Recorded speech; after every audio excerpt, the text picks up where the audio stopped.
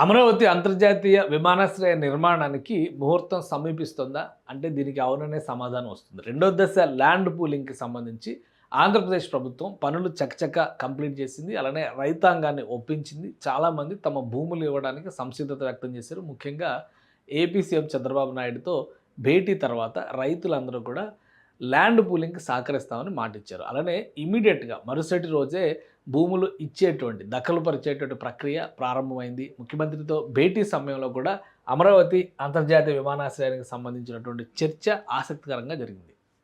ఖచ్చితంగా 5,000 ఎకరాల్లో అంతర్జాతీయ స్థాయి ప్రమాణాలతో ఇప్పుడు భోగాపురంలో ఏదైతే విమానాశ్రయం అందుబాటులోకి రాబోతుందో ఆ స్థాయిలో దానికంటే మించి అమరావతి అంతర్జాతీయ విమానాశ్రయం ఉంటుందని చెప్పని ముఖ్యమంత్రి చంద్రబాబు నాయుడు స్వయంగా అక్కడికి వచ్చినటువంటి రైతులకి హామీ ఇచ్చారు.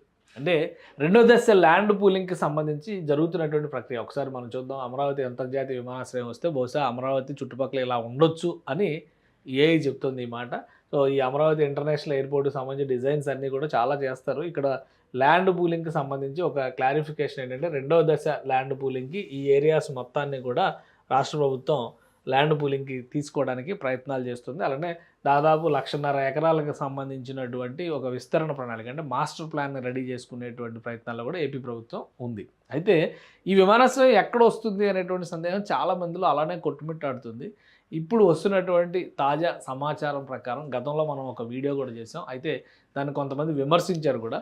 అక్కడ ఎందుకు విమానాశ్రయం పెడతారు అనేటువంటి విమర్శ కూడా చేశారు. ఇప్పుడు మళ్ళీ ఒకసారి వినిపిస్తున్నటువంటి సమాచారం, తెలుస్తున్నటువంటి సమాచారం, ఫైనలైజేషన్ దిశగా రాష్ట్ర ప్రభుత్వం అడుగులు వేస్తున్నటువంటి సమాచారం ఏంటంటే నంబూరు సమీపంలో అంతర్జాతీయ విమానాశ్రయం వచ్చేటువంటి అవకాశాలు కనిపిస్తున్నాయి. దీనికి సంబంధించి గతంలో కూడా మనం కొన్ని వివరాలు అందించాం. ఈ విమానాశ్రయానికి సంబంధించినటువంటి ప్రణాళికని ఆవిష్కరించేటువంటి క్రమంలో ఈ మ్యాప్స్ అంటే figure proposed site for development of Amaravati airport దీని మీద రైట్స్ సంస్థ అంటే రైల్వేకి సంబంధించినటువంటి జాతీయ సంస్థ అది. ఇన్ఫ్రాస్ట్రక్చర్ డెవలప్మెంట్లో అనేక రకాల ఇన్ఫ్రాస్ట్రక్చర్ అండ్ ట్రాన్స్పోర్ట్కి సంబంధించినటువంటి విభాగాల అభివృద్ధిలో ఈ సంస్థ కీలక పాత్ర పోషిస్తుంది. ఆ సంస్థ ఇచ్చినటువంటి నివేదిక ఆధారంగా అమరావతిలో నంబూరు సమీపంలో ఇక్కడ చూడండి గొల్లమూడి అనేటువంటి పేరు కనిపిస్తుంది. ఈ సమీపంలోనే ఇక్కడ ఇది ఎగ్జాక్ట్ లొకేషన్ అవుతుంది విమానాశ్రయానికి సంబంధించిన ఈ మ్యాప్స్ మనం గతంలో ఇచ్చాం. ఈ రైట్స్ సంస్థ రూపొందించినటువంటి ప్లాన్ అనమాట ఇది.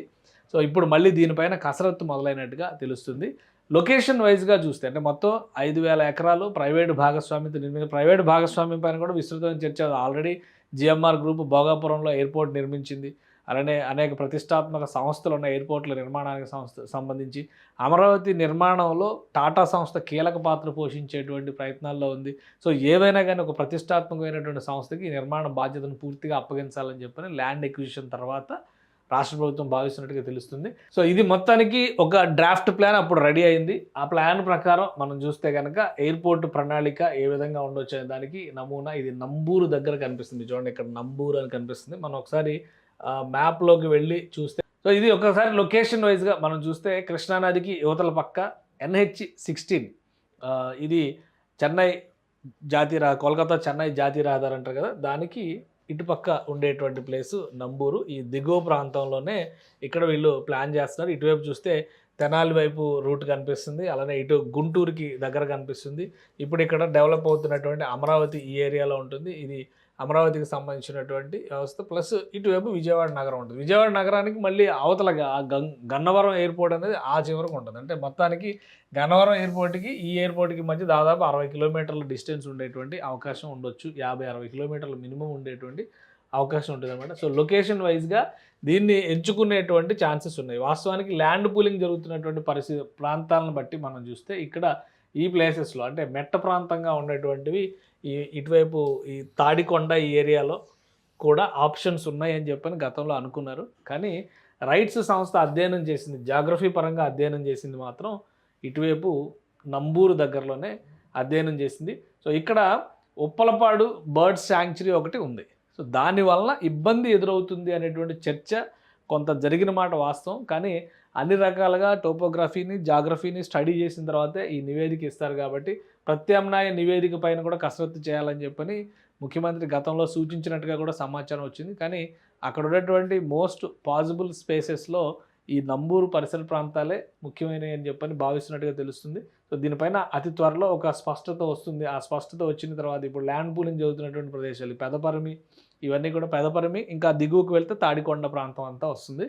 సో ఇవన్నీ ఈ ఏరియాస్లో పెట్టడానికి అయితే అవకాశాలు చాలా తక్కువ ఉన్నాయి. తాడికొండ వైపు ఎంతవరకు ప్రభుత్వ స్థలాలు అవైలబుల్ ఉంటాయి అనేది కూడా ఒకసారి స్టడీ చేస్తారు. సో ఇవన్నీ చూసిన తర్వాత అంతర్జాతీయ విమానాశ్రయం పైన ఒక ప్రకటన వచ్చే అవకాశం ఉంది.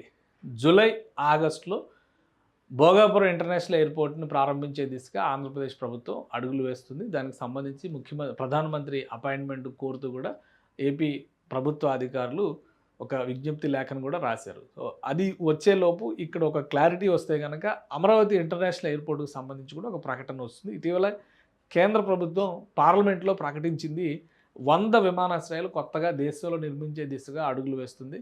సో ఆ 100లో ఒకటి అమరావతిలో ఎందుకు ఉండకూడదు అనేదే ప్రశ్న.